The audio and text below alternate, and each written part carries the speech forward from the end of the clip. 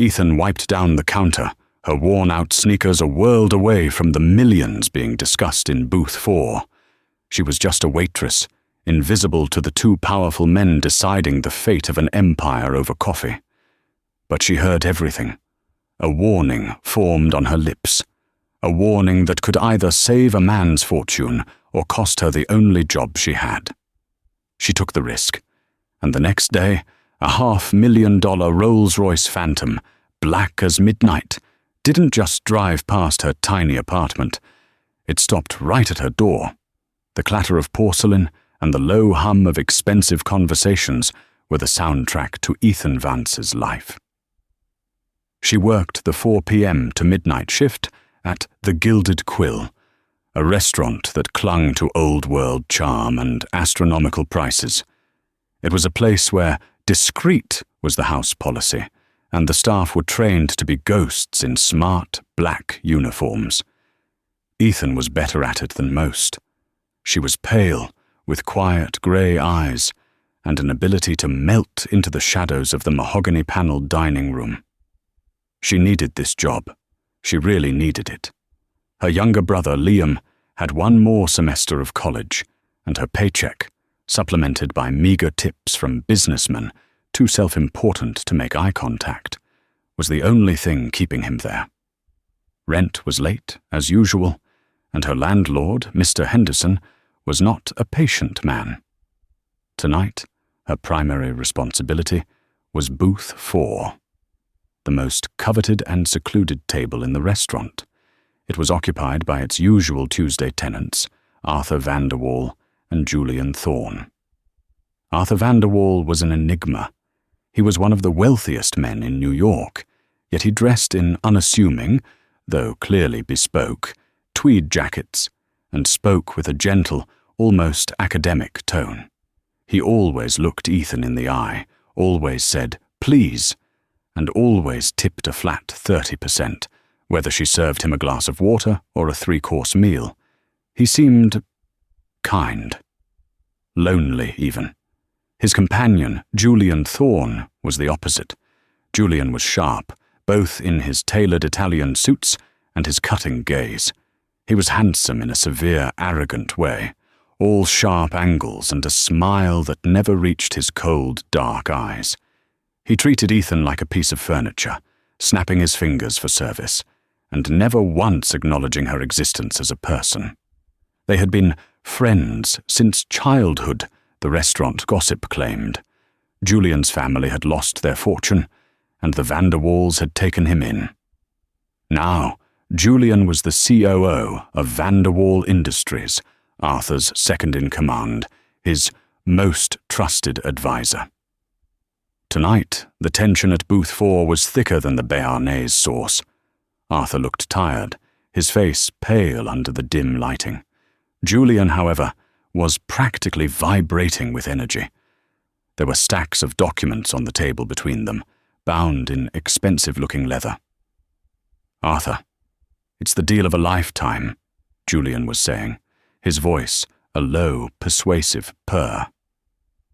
"The Heritage Fund is the final piece. It diversifies everything. It protects your legacy." "It's just so much, Julian." "My entire portfolio," Arthur murmured, rubbing his temples. "And to move it all offshore, it feels smart," Julian interjected, his smile tightening. "It's what your father would have done. It's what I am advising you to do. We need to be agile, Arthur. The markets are volatile." Ethan approached silently, a fresh pot of coffee in hand. "More coffee, Mr. Vanderwall?" Arthur startled, then gave her a weak smile. "Oh, yes, thank you, Ethan." Julian sighed, an impatient, theatrical sound. "Must you interrupt? We are in the middle of something." "My apologies, sir," Ethan said softly, filling Arthur's cup. Her hand was steady, but her heart ached for the man who looked so overwhelmed. She glanced at the cover sheet of the document. "Project Aegis, final asset transfer." It sounded ominous. She retreated to the service station, polished wine glasses, and watched. The dynamic was all wrong. It wasn't a partnership. It was a predator and his prey. The night dragged on. The main dining room began to empty. Arthur and Julian remained, the stack of documents still sitting unsigned. Julian was growing visibly frustrated. His mask of friendly concern was slipping. "I don't understand your hesitation, Arthur," Julian snapped, his voice a little louder now. "After 20 years of building this, you're going to get cold feet over a signature?" "It's not cold feet, Julian. It's—" Arthur trailed off. "It's just a feeling. I can't explain it." "A feeling?" Julian scoffed. "We're not mystics, Arthur. We are businessmen. This is the culmination of my work.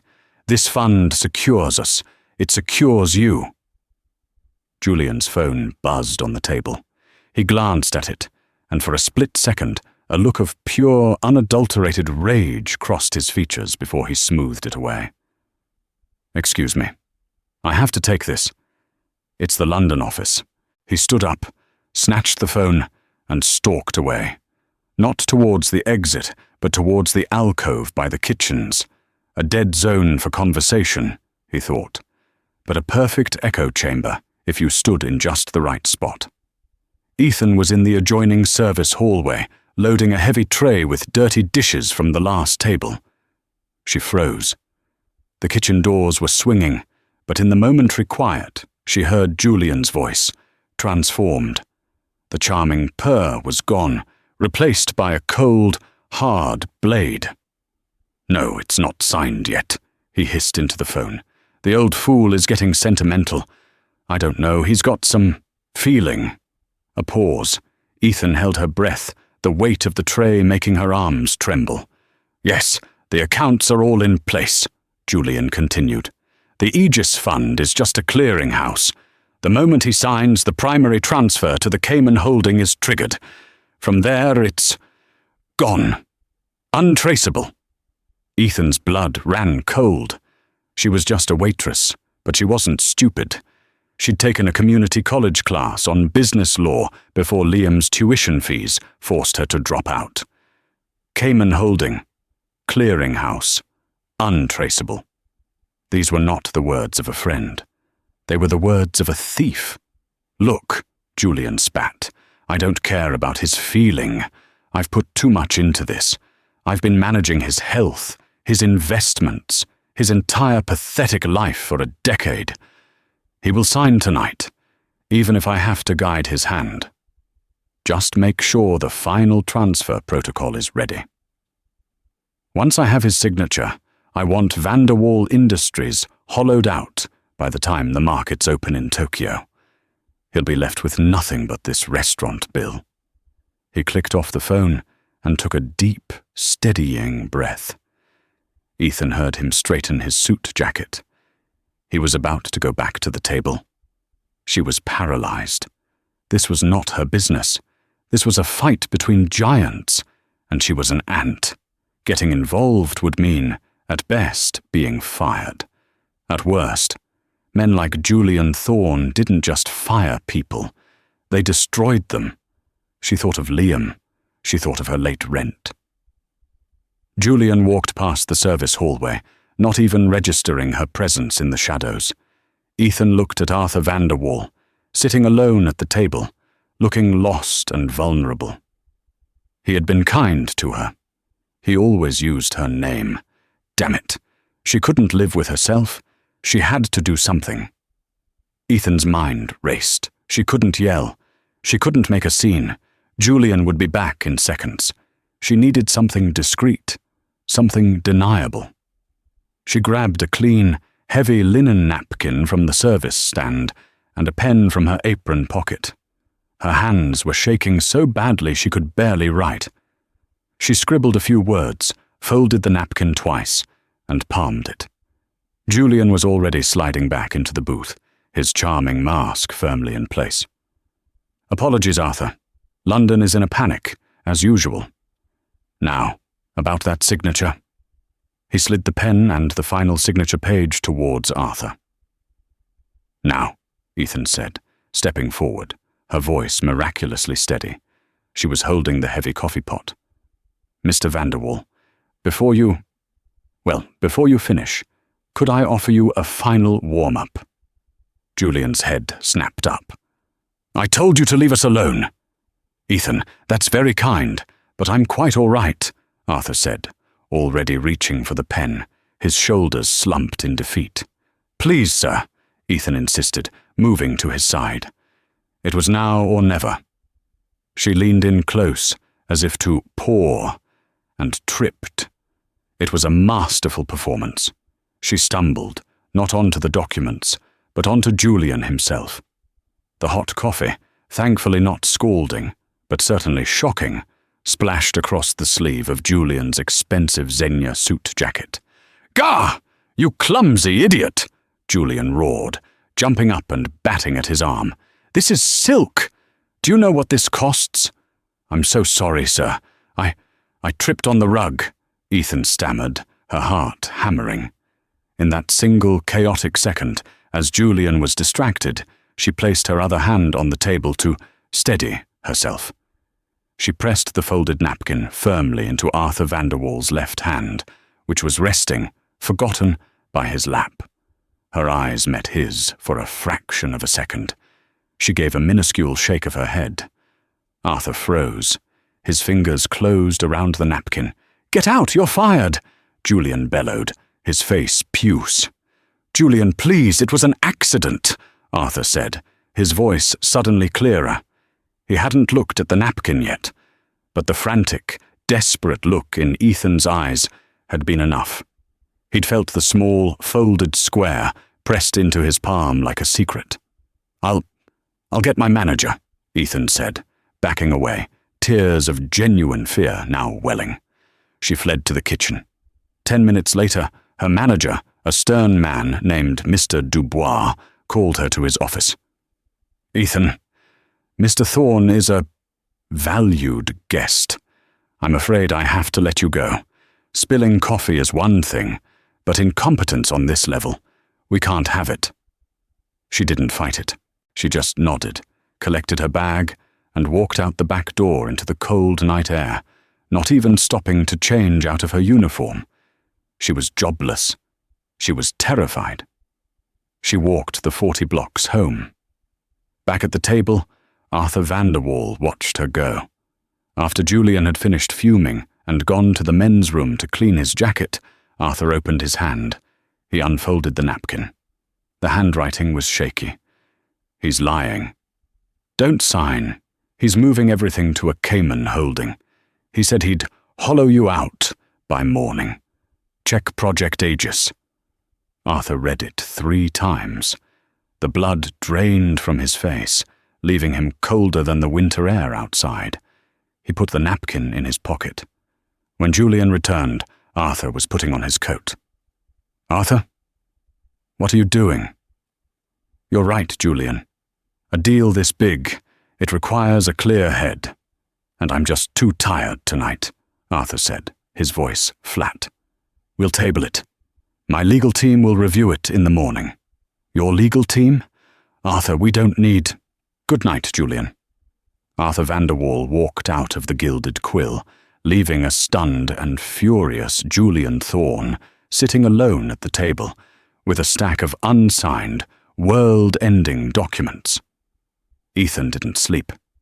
She sat on her lumpy sofa, the sounds of her ancient refrigerator wheezing in the tiny, cold apartment. She'd spent the night alternating between bursts of terror and waves of regret. She was fired. She was going to be evicted. Liam would have to drop out. And for what? For a man who probably hadn't even read her note. He'd probably crumpled it up and signed the papers anyway. She was a fool. She must have dozed off, because she was jolted awake by a sound that did not belong in her neighborhood. Silence. The usual 8 a.m. cacophony of sirens, shouting, and garbage trucks was muffled, as if the entire street was holding its breath. Ethan dragged herself to the window, pushing aside the threadbare curtain. Her heart stopped. Parked on her narrow, graffiti-scarred street, directly in front of her crumbling apartment building, was a car. No, it was a monolith, a Rolls-Royce Phantom, gleaming black, so new and polished it seemed to absorb the light around it. It was, without a doubt, the single most expensive object that had ever been on this block. Her neighbors were staring. Kids on their way to school had stopped, their mouths open. As she watched, a man in a black chauffeur's suit, complete with cap, exited the driver's side. He was tall, built like a former Marine, and moved with impossible efficiency. He didn't look at the crowd. He walked to her building's entrance, checked the name on the buzzer, and pressed. Ethan's intercom shrieked. She stared at it, her hand flying to her mouth. It shrieked again. Trembling, she pressed the talk button. "Hello!" A crisp, British-accented voice filled her apartment. "Ms. Ethan Vance? Who is this?" "My name is Thomas. I am Mr. Arthur Vanderwall's personal driver. He requests your presence, at your earliest convenience." "My presence?" "Yes, miss. He asked me to tell you, and I quote, 'Thank you for the coffee. It was clarifying.'" "The napkin." He read the napkin. I can't. I'm not dressed," she stammered, looking down at her black waitress uniform, which she'd slept in. "That is not a problem, miss. I am instructed to wait." Is this a threat? Did Mr. Thorne send you?" There was a slight pause. "Mr. Thorne is not, and will never again be, in a position to send me anywhere. Mr. Vanderwall is waiting. He is, I should add, extremely grateful. And he is concerned for your safety." That settled it. "I'll be right down." She splashed water on her face, brushed her teeth, and tied her tangled hair back. She had no other clothes to change into that were clean. She grabbed her thin coat and walked out of her apartment, down the stairs, and into the sunlight. The crowd on the street parted for her like the Red Sea. Thomas, the driver, was holding the rear door of the Rolls-Royce open. The interior was a cavern of cream-colored leather and polished wood. "Ms. Vance?" She nodded, her throat dry, and slid in. The door closed with a silent, heavy thunk, sealing her off from her old life. The car pulled away from the curb as smoothly as a ship leaving port. "Where are we going?" she asked, her voice a small whisper. "To the Vanderwall Tower, miss," Thomas replied, his eyes on the road. "Mr. Vanderwall has a job offer for you." The ride in the Phantom was like floating. The grime and noise of her world were replaced by silent, air-conditioned luxury. Ethan just sat, hands clenched in her lap, watching the city blur past. In 20 minutes, they had gone from the depths of the city's forgotten boroughs to the pinnacle of its wealth. The Vanderwall Tower was a spear of glass and steel piercing the sky. Thomas drove them not to the main entrance, but to a private, subterranean garage. An elevator, opened with a private key, took them straight to the top. The doors opened not into a hallway, but directly into Arthur Vanderwall's penthouse apartment. It was less an apartment and more a small park, with floor-to-ceiling windows on 3 sides, offering a god's-eye view of the entire city. Ethan had never seen so much space, so much light. Arthur Vanderwall was standing by the window, in a simple cashmere sweater and slacks. He looked as if he had aged 10 years since last night, but there was a new, hard light in his eyes. "Miss Vance, Ethan, please come in." "Mr. Vanderwall," she said, her voice small. The car. It's just a car," he said, waving it away. He walked over to her. He was a tall man, but he didn't loom. He looked at her with a profound, unsettling gratitude. "What you did last night, the courage it must have taken. You have no idea what you've done. I just didn't want him to be rude to you," she offered feebly. Arthur let out a short, harsh laugh. "Rude? Oh, my dear, he wasn't being rude. He was being thorough. He motioned to a long marble table. It was covered in documents, but not the ones from the restaurant. These were different. Bank statements, offshore holding reports, medical charts. I didn't sleep, Arthur said, his voice dropping. When I left the restaurant, I went to my office. I called my head of security, a man who reports only to me, and my personal forensic accounting team.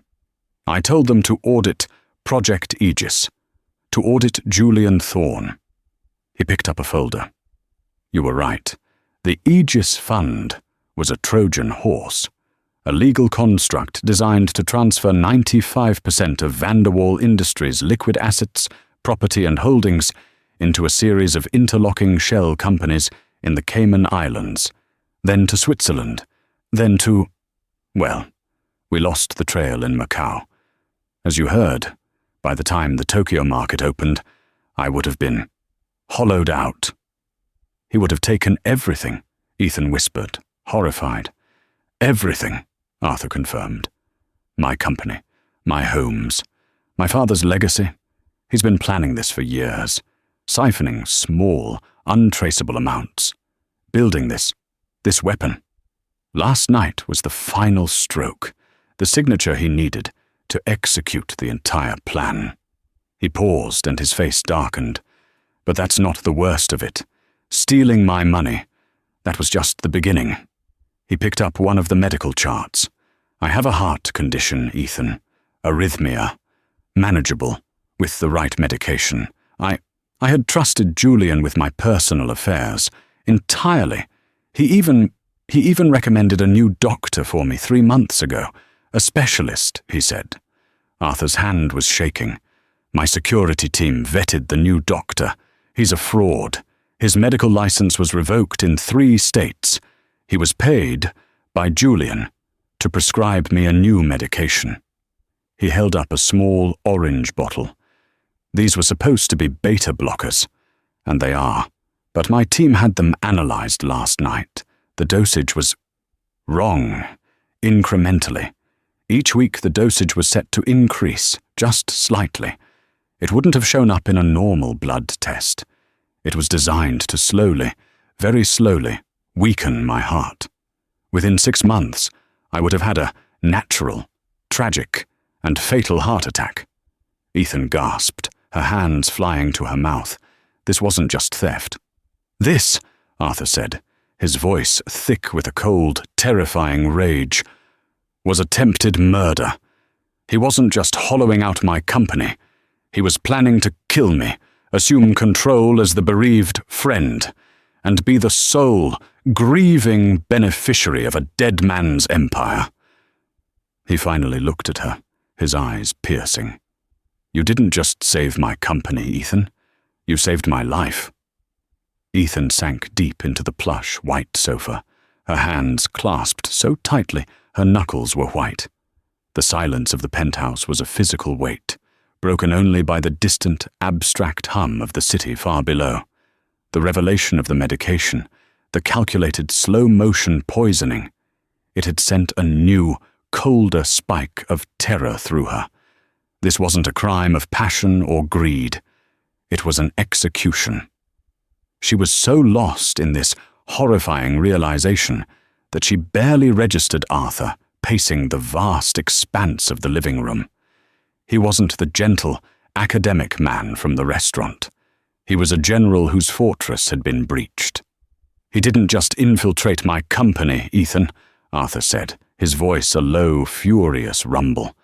He gestured to the city lights. He poisoned it. For years, while I was grieving my father, while I was building charities, he was seeding every department with his own people.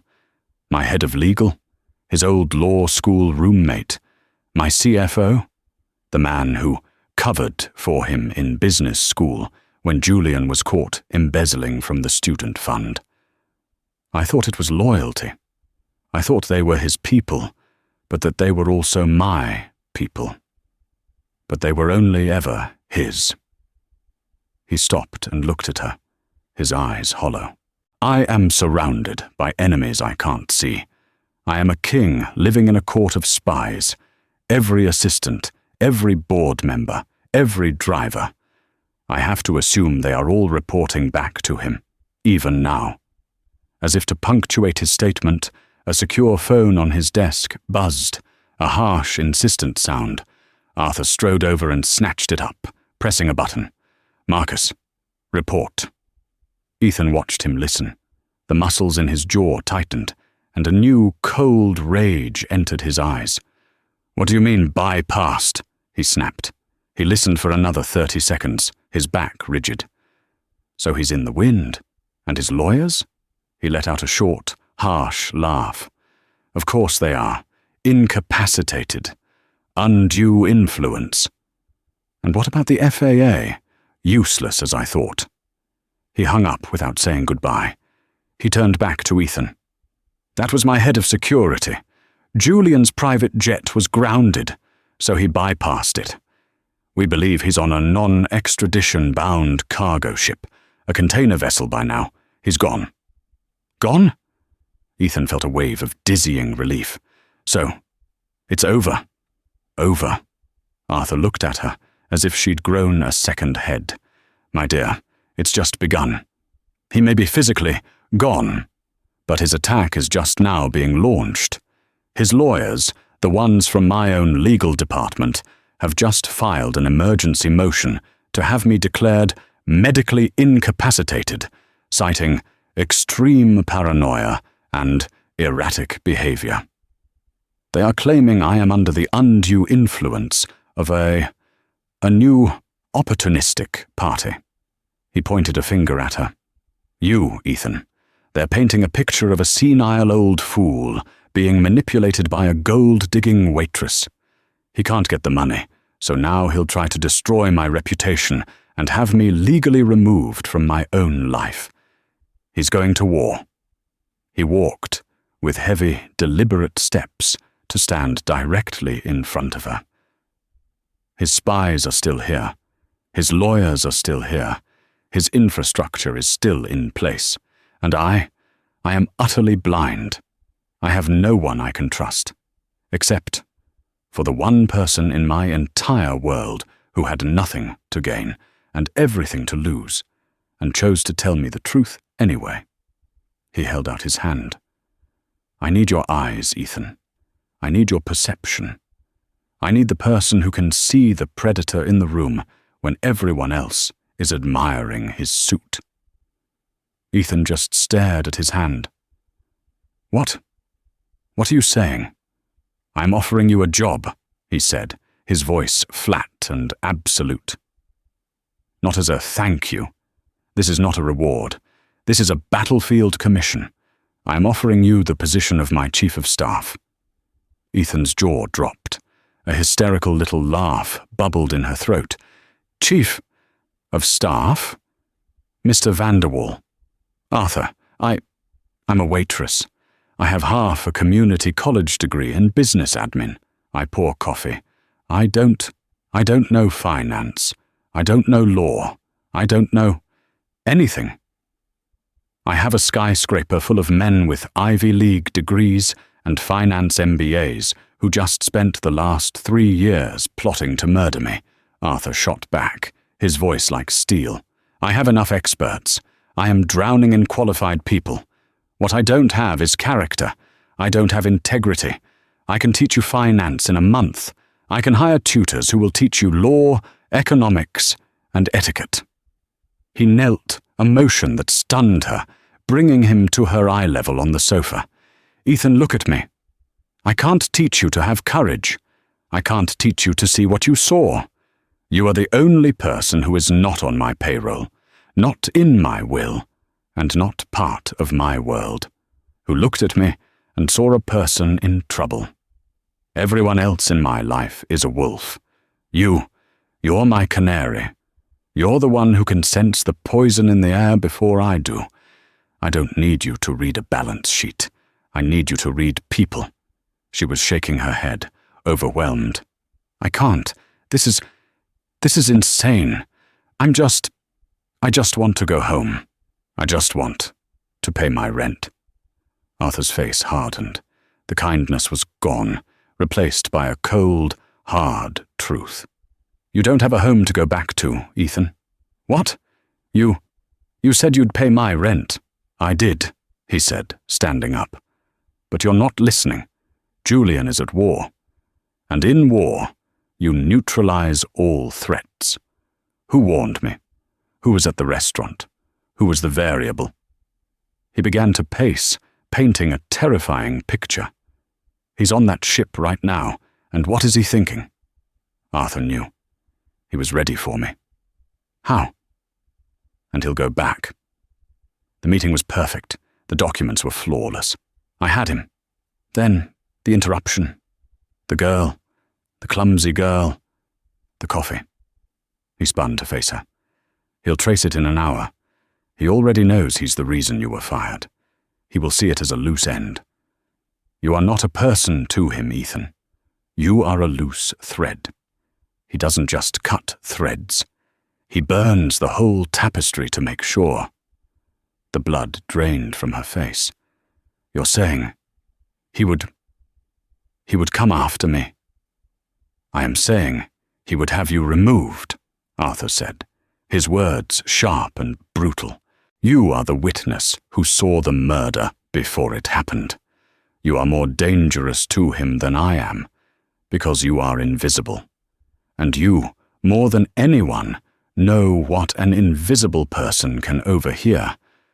You can't go back to your apartment. You can't go back to your life. He has burned it down.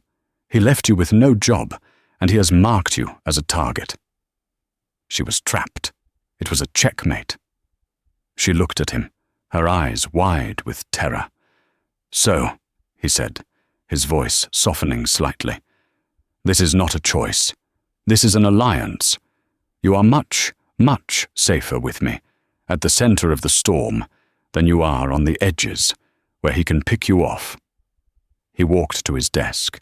He picked up a single, thick, leather-bound document. "This is your contract." "You had this ready?" she whispered, horrified. "I had it drawn up 2 hours ago, while you were in the shower. I am a man who plans, Ethan, and I plan to win." He slid it onto the coffee table.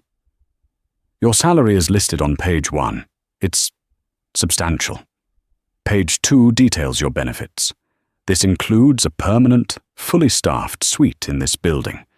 You can take the one you're in, or one of the penthouses on the 52nd floor. Your choice," he continued, his voice ticking off points like a machine. "I took the liberty of looking into your family. Your brother, Liam Vance, sophomore at NYU, theoretical physics, a 4.0 GPA, despite working 30 hours a week at the library. He's brilliant." Ethan felt tears spring to her eyes. "How?" "Power, Ethan, is just information and the speed to act on it. As of an hour ago, an irrevocable trust was established in his name. It funds his entire education, through to his PhD, at any university in the world. It includes a stipend, housing, and his books. He will never have to work at that library again." He wasn't finished. "Your apartment, your landlord, a Mr. Henderson, was unpleasant. I bought the building. He has been retired. The building is being emptied for a full 9-month, top-to-bottom renovation. All the current tenants, including you, are being housed at my expense and will be given their new, upgraded apartments, rent-free for 1 year. As an apology for the inconvenience." Ethan's head was spinning. He hadn't just paid her rent. He had bought her street. "And finally," Arthur said, gesturing to the hallway. Thomas, the driver, had appeared, standing silently. Thomas is not a driver. He is former British SAS and was, until this morning, my personal head of security. He is now your head of security. He will never be more than 10 feet from you, ever. You are now the most well-protected woman in New York." He had thought of everything. He had built a gilded cage around her. But it was a cage designed to keep the wolves out, not to keep her in. He had solved every problem in her life, except the one he had just created. She looked at the contract. She looked at Arthur. She thought of Liam, safe. She thought of Julian, on a boat, plotting her death. Her old life was gone. It had vanished the moment she picked up that napkin.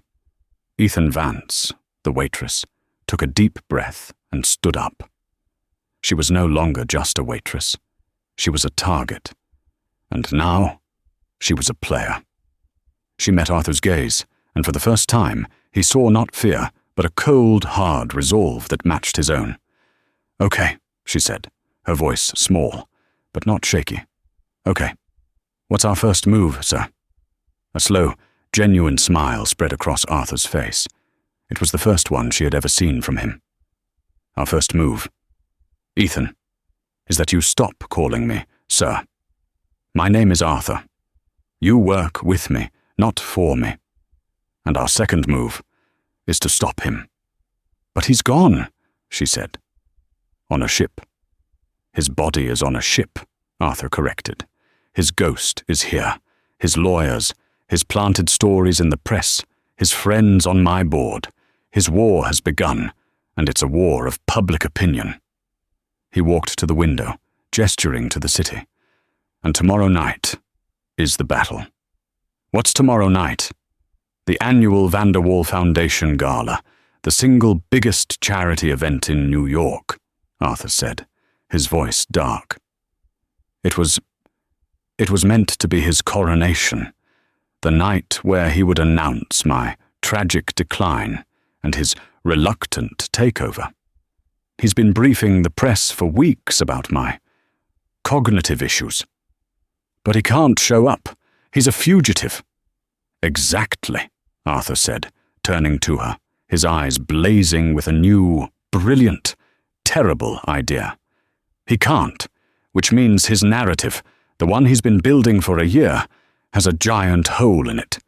The loyal friend isn't here to support his unstable boss.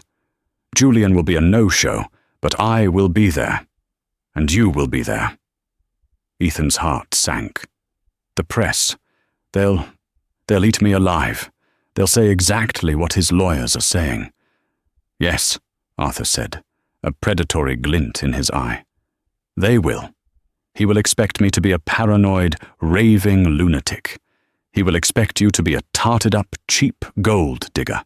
That's the story he has written for us. But we're not going to follow his script." He grinned. "We're going to use his own arrogance against him. He has built a beautiful stage. He's invited the whole world. He's set the trap.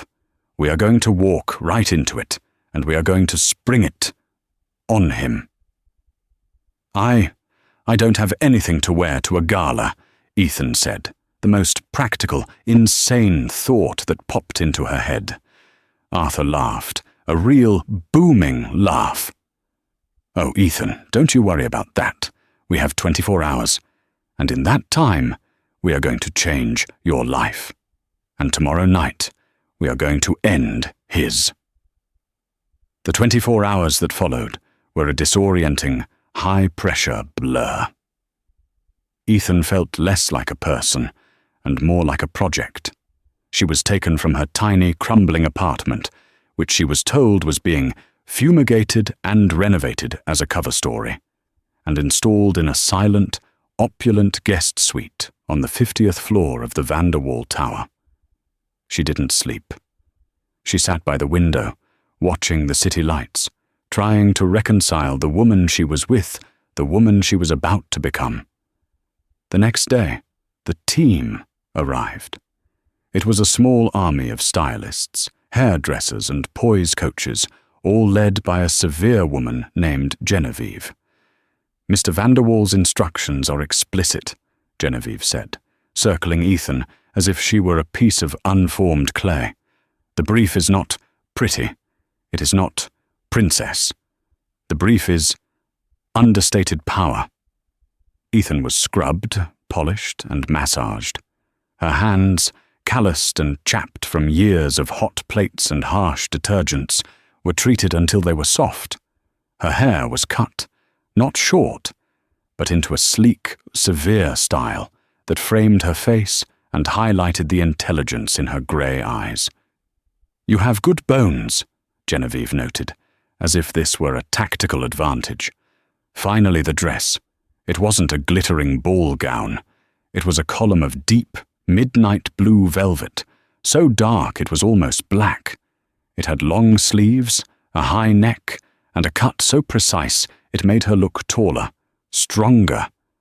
It was the colour of a moonless night, a void. It was a dress meant to absorb light, not reflect it.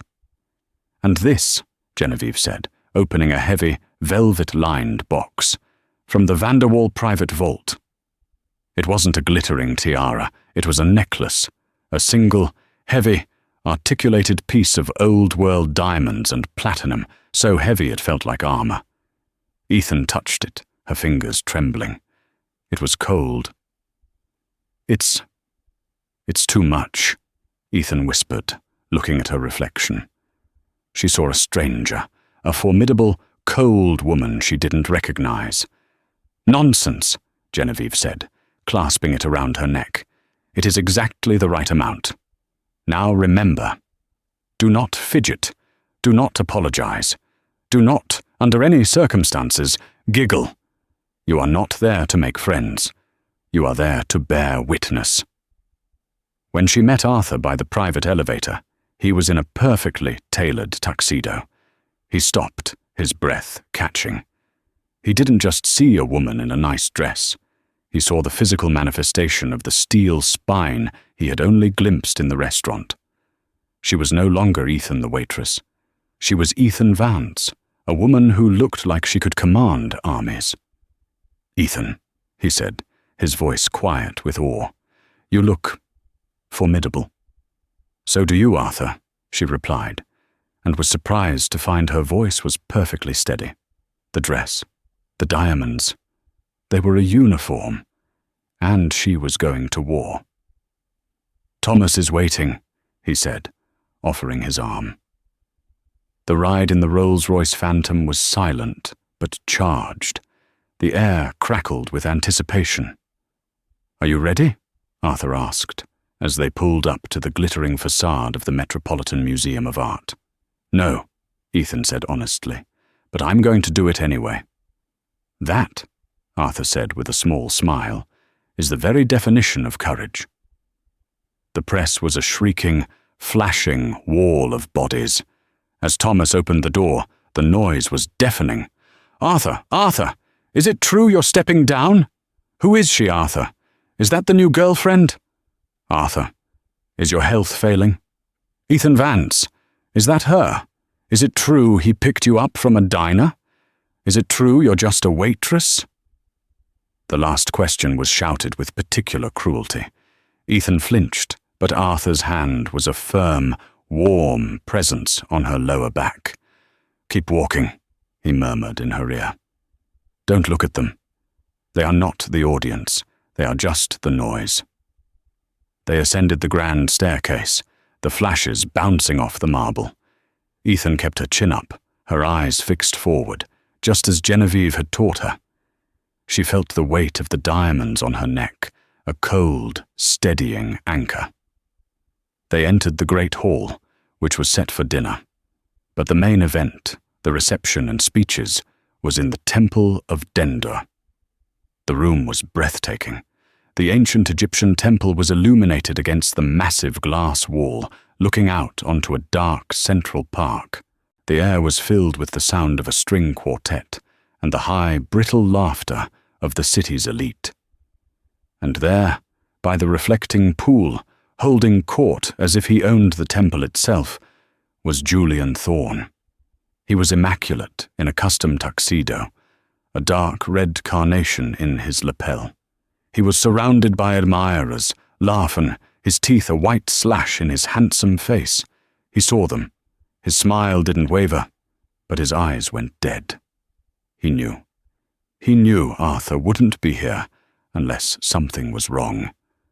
but he had no idea how much was wrong. He let them come to him, a king receiving supplicants. As Arthur and Ethan approached, the circle around Julian parted. "Arthur!" Julian boomed, his voice a performance of concerned friendship. He embraced Arthur, a one-armed proprietary hug. "My friend, I'm so glad you could make it. I heard you had a minor episode after our dinner. We've all been so worried." He was already planting the seeds. Arthur is unstable. Arthur is unwell. Then he turned his poisonous charm on Ethan.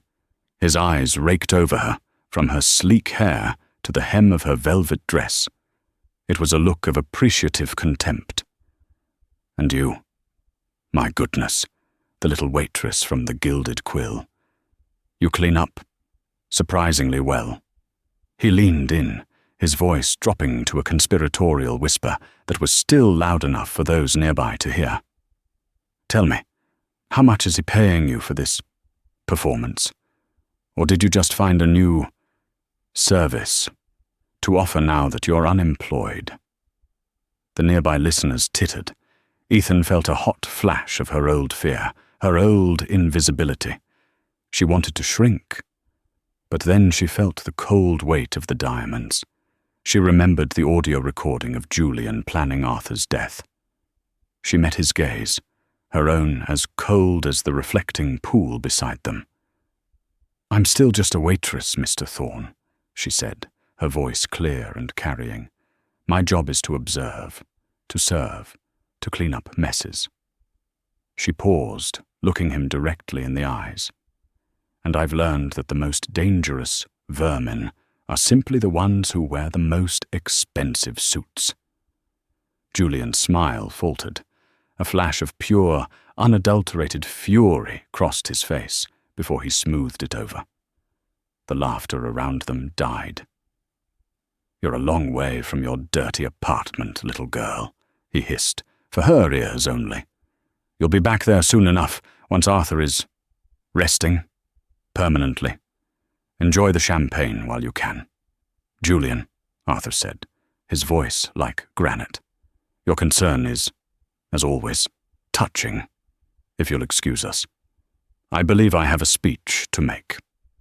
Arthur walked away, leaving Ethan to follow. Julian watched them go, his mask back in place, but his eyes were narrowed.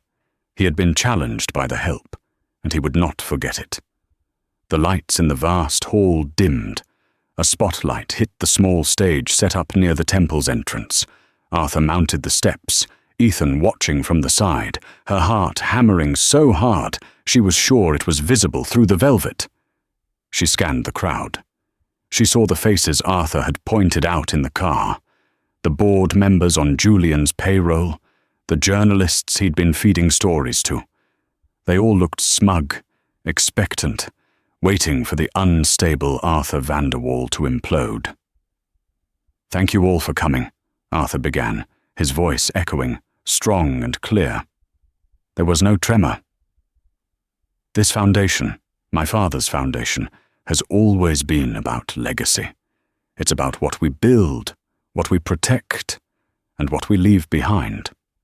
He looked across the sea of faces, his gaze finally landing on Julian, who stood near the front, a perfect picture of loyal support. "For 20 years, Arthur continued, I have believed that my legacy was intertwined with one man, a man I called my friend, a man I called my brother, my COO, Julian Thorne." A polite, warm applause rippled through the room. Julian bowed his head, a mask of perfect, humble friendship. He was loving this. He thought this was the moment Arthur announced his retirement and handed him the keys. "Julian has been so concerned with my affairs," Arthur said, his voice hardening. "My business, my portfolio, my health. He even helped me manage my medication." A confused murmur went through the crowd. This was not the usual boilerplate gala speech. This was personal. "And tonight," Arthur said, his voice dropping to a cold, clear command, "I wanted to give him a gift. a small token of my appreciation, a tribute, if you will, to his tireless, behind-the-scenes work. Please roll the tribute. On the massive screen above the stage, which had been displaying the Foundation's logo, a video flickered to life. It was black and white, grainy. Ethan recognized it instantly. It was the security feed from the alcove by the kitchen at the Gilded Quill. Julian's voice, amplified, filled the sacred hall, cold, hissing, and utterly devoid of charm. The Aegis Fund is just a clearinghouse. The moment he signs, the primary transfer to the Cayman holding is triggered. From there, it's gone. Untraceable. A pause, and then the killing blow. By the time the markets open in Tokyo, Vanderwall will be a memory. I want him hollowed out. The hall went utterly, completely silent. You could hear the ice shifting in 1,000 cocktail glasses. Every single eye in the room swiveled from the screen to Julian Thorne. Julian's face was ashen. He was staring at the screen, his mouth half open. This is absurd, he stammered, looking around. A fabrication. Arthur, are you insane? This is out of context. Am I, Julian? Arthur's voice was a cold whip. Out of context? Then, let's add some context, shall we? The footage on the screen vanished, replaced by a simple audio file waveform. This, Arthur said to the crowd, is a phone call Mr. Thorne made 2 days ago to a specialist he had hired for me. A doctor whose license was revoked in 3 states. Julian's voice again, but this time he was terrified. Julian, he's getting suspicious. He didn't sign. Second voice, raspy. It doesn't matter if he signs. He's a dead man. The new prescription is in his system. The dosage is perfect. His heart will just stop. It's untraceable. Julian. When?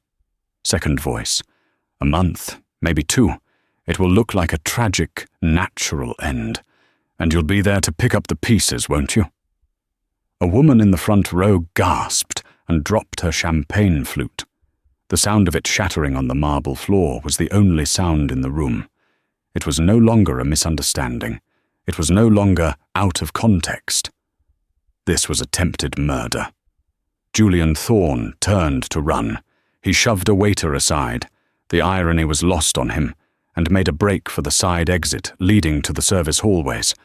But his path was blocked. Standing there, as solid and immovable as the temple itself, was Thomas, Arthur's chauffeur. He simply stood, arms crossed, filling the doorway. Julian skidded to a stop. He looked left. He looked right. The crowd shrank away from him as if he were carrying a plague. And then, walking calmly through the parted sea of millionaires, came 2 men in dark blue professional suits. Najwai PD. Julian Thorne, one of them said, his voice loud and official in the suffocating silence. You are under arrest for conspiracy to commit fraud, wire fraud, and attempted murder. As the officers reached for him, Julian's mask of civilization finally, completely, cracked. He became feral. "Get your hands off me!" he shrieked. "Do you know who I am?" They cuffed him. The sound of the metal ratchet clicking shut seemed to echo off the ancient stones. And that's when he saw Ethan. She was standing just off the stage, watching him, her face not triumphant, but calm. He lunged at her, a motion of pure, unadulterated hatred, pulling the officers with him. "You!" he screamed, his voice raw, spittle flying from his lips. "You did this! You waitress!" He spat at her. The glob landed on the velvet of her dress. Ethan didn't flinch. She didn't wipe it off. The entire hall was frozen, watching this final, horrifying exchange. The press, recovering from their shock, began snapping photos, the flashes illuminating Julian's contorted, rabid face. Ethan took one calm, deliberate step towards him. She looked at the man who had tried to destroy so many lives, at the man who had called her an idiot, at the man who had dismissed her as nothing. "You're right, Julian," she said, her voice quiet, but it carried in the dead silence. "I am the help. I'm the one who serves. I'm the one who observes. And I'm the one who cleans up the messes." She paused, leaning in just slightly, her diamond necklace glittering in the flashes. "You're the biggest mess I've ever seen. You asked me a question, back at the restaurant. You held up your coffee-stained sleeve, and you yelled, 'Do you know what this costs?'" She gestured to the police, to his cuffed hands, to the room full of his ruined reputation, to the entire collapsed architecture of his life. "Now you do," she said. "I'm the waitress, and I'm the one who's finally bringing you the check." Julian Thorne let out an inhuman roar of rage as the officers dragged him away. The hall erupted into a chaotic symphony of shouting, whispering, and crying. The gala was over. Arthur Vanderwall walked off the stage, his face exhausted, but free. He ignored the hands grabbing at his sleeve, the questions being shouted at him. He walked straight to Ethan, standing alone in the center of the storm. He took a handkerchief from his pocket, gently bent down, and wiped the spittle from her dress. "You were magnificent," he whispered. The press surged forward, a wall of cameras and microphones. "Arthur, what happens to Vanderwall Industries now? Who is this woman, really?" Arthur raised his free hand for silence. He looked at Ethan, then at the frantic crowd. "My apologies, ladies and gentlemen, for the interruption," he said, his voice booming once more. "The gala is over, but Vanderwall Industries is not." He put his arm around Ethan's shoulders, pulling her firmly to his side. "This is Miss Ethan Vance. She is not my girlfriend. She is not a performance. She is my partner. She is my new chief of staff. And she is the woman who saved my life and this company. If you have any further questions, you can direct them to her office. On Monday." He turned, with his arm still linked with hers, and together they walked. They did not run. They walked, with their heads held high, straight through the stunned crowd, past the shattered champagne glass, and out the grand entrance of the museum, leaving a new legend and 1,000 questions in their wake. As the doors of the Phantom closed, sealing them once again in silence, Ethan let out a breath she felt she'd been holding for 2 days. She looked at Arthur, the kind, lonely man from the restaurant. "It's not over," she said, her voice a whisper. "Men like that, they don't just stop." Arthur looked at her, the waitress who had become his rescuer. "No," he agreed, as the car pulled away, leaving the chaos behind. "It's just the beginning. Thank you for watching this story. The world is full of invisible people with the power to change everything." Ethan went from pouring coffee to running an empire, all because she chose to do the right thing when no one was watching. But the real story is just beginning. Julian Thorne is powerful, and men like him don't just disappear. What do you think will happen next? Will Julian get his revenge from behind bars? And what will Ethan do with her newfound power? Let us know your ideas in the comments below. If you enjoyed this story of drama, revenge, and unexpected justice, please give this video a like. It really helps the channel. Don't forget to share this video with a friend who loves a good twist. And most importantly, hit that subscribe button and ring the notification bell so you never miss a new story. We read all your comments and can't wait to see you in the next video.